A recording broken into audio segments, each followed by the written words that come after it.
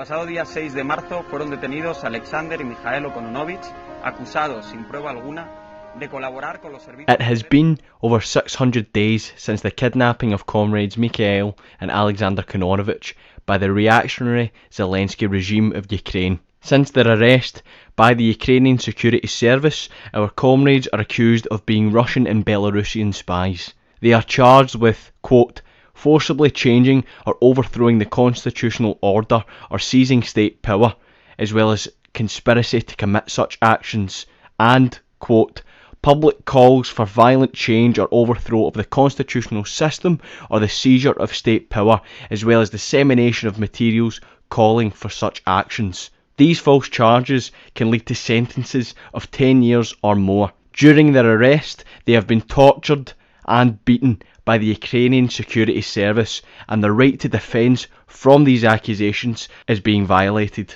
The charges against the comrades are based almost entirely on publications posted on social media networks. The accusations of espionage are merely a cover for the latest stage of a broader anti-communist campaign carried out by the Ukrainian government in recent years. In Kiev, a communist idol came crashing down. Anti-government protesters toppled Vladimir Lenin, the Russian revolutionary. With sledgehammers, they smashed to pieces this symbol of Russian influence over Ukraine. Everyone wanted their piece of Lenin. It's the most sought-after souvenir now in Kiev. Ukrainian is free now, and it's a symbol of our revolution and our freedom.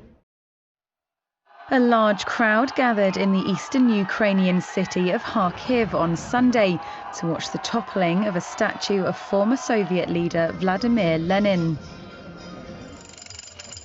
The statue of Lenin is the largest one in Ukraine and was pulled down by ropes in front of a jubilant crowd waving the Ukrainian flag and singing the national anthem. The government that took power in Ukraine after the US-backed Euro-Maidan coup of 2014 outlawed the Communist Party and banned it from running candidates in elections. The party's youth organisation was also made illegal, and its members were subjected to political persecution by the police, courts and security services. Across the country, the government enforced a policy of so-called decommunisation that not only outlawed the CPU, but also forbid the use of any communist names or symbols in public. They mandated the destruction of Soviet war memorials and prevented any teaching about the positive aspects of the Soviet Union in history classes in schools. This isn't the first time that the brothers have been targeted by both state authorities and fascist militia forces. According to a filing on record with the European Parliament, while leaving flowers at a monument to the Red Army soldiers who fought against the fascist German invaders, Mikhail Kononovich and other members of the Komsomol were attacked by right-wing militants. Kononovich suffered serious blows to the head, and another member nearly lost his sight. Fascist gangs attempted to pressure hospital staff not to treat them, and also regularly intimidate Kononovich's wife and daughter at their home since the attack. 3 weeks after the Euro-Maidan coup, Mikhail was working in the party office in Kiev when the building was stormed by fascists. Armed with rifles and dressed in balaclavas, they stormed the building and assaulted the comrades inside. Mikhail was stabbed, beaten and kidnapped by these fascists. He was dragged unconscious from the building under the watchful gaze of the police. After being taken away and beaten for refusing to denounce communism, he was left for dead in the woods. Finally, the fascists lined him up and put a gun to his head as if to execute him, and then proceeded to shoot 3 bullets past his head during this mock execution. Здравствуйте, дорогие товарищи! Приветствуем Всемирную Федерацию Демократической Молодежи. The World Federation of Democratic Youth have called on all the anti-imperialist youth around the world to strengthen for the struggle of the Kononovich brothers' release, and to put pressure on their own countries and to carry out all possible actions until Mikhail and Alexander Kononovich are free. This call has been met with sharp campaigns launched by communists and anti-imperialists from around the globe. Posters highlighting the situation have sprung up throughout Europe and even in the US and Asia. A number of banner drops in Europe have also occurred. 2 banner drops were conducted in Scotland by the Young Communist League of Britain. One was accompanied by leafleting inside Celtic Football Club's stadium during their fixture against Hearts of Midlothian in August of 2022. Another was during the Scotland vs Ukraine game in June 2022. As the conflict in Ukraine worsens, so does the situation of our brothers.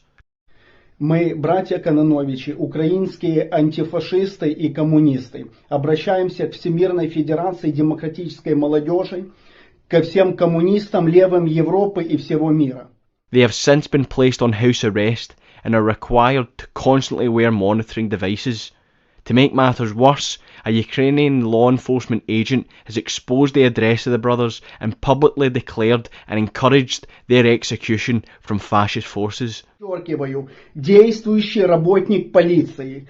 И недавно выставил пост в Фейсбуке, где публично призывает к нашему убийству, распространяет наш адрес проживания. Напоминаю, мы находимся под домашним арестом, никуда не можем уйти, поэтому мы в ловушке, мы в капкане. И власть, режим отлично это знает.